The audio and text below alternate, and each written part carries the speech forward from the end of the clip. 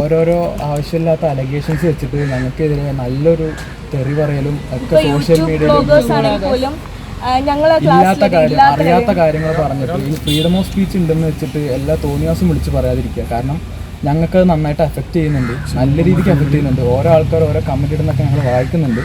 അത് അവർക്ക് YouTube bloggers reach കിട്ടാൻ വേണ്ടിയിട്ടായിരിക്കും. പക്ഷെ അത് നമ്മളെ ലൈഫ് ഞങ്ങൾക്ക് അത്ര രീതിക്ക് നല്ല വിഷമമുണ്ട് ഓരോ അലിഗേഷൻസ് ഇങ്ങനെ പറയുമ്പോൾ. അത് അവർക്കൊന്നും അറിയേണ്ട ആവശ്യമില്ല.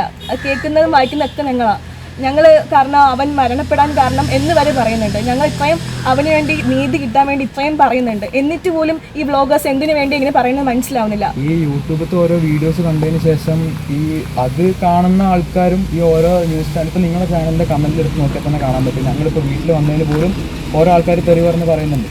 അത് ഞങ്ങൾ കാണുന്നുണ്ട്. കാരണം ഞങ്ങൾക്ക് നന്നായിട്ട് അഫക്റ്റ് ചെയ്യുന്നുണ്ട്. കാരണം ഞങ്ങൾ സപ്പോർട്ട് ചെയ്ത് നിന്നിട്ടേ ഉള്ളൂ ഇതുവരെ. അങ്ങനെ നിന്നിട്ടും ഈ ഒരു ആവശ്യമില്ലാത്ത അലഗേഷൻസ് വെച്ച് ഞങ്ങളങ്ങനെ പറയുന്നത് നന്നായിട്ട് അഫക്റ്റ് ചെയ്യുന്നുണ്ട്. ഇല്ലാത്ത കാര്യങ്ങൾ പറഞ്ഞ് ഞങ്ങളെ അലഗേഷൻ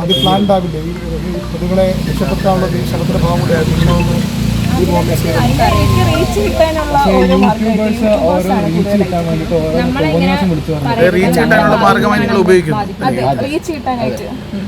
അതും വിളിക്കുന്നത് ഭയങ്കര തെറി വിളിച്ചിട്ടാണ് ഓരോ യൂട്യൂബ് ചാനലിൽ വീഡിയോ ഉണ്ടാക്കുന്നത്. ഇതിനെ സംബന്ധിച്ച് നിങ്ങളുടെ പരാതി എന്തെങ്കിലും ഇതിപ്പോ ഇനിയും ഇത് തുടരാനാണെങ്കിൽ ഞങ്ങൾ ലീഗലി മൂവ് ചെയ്യും.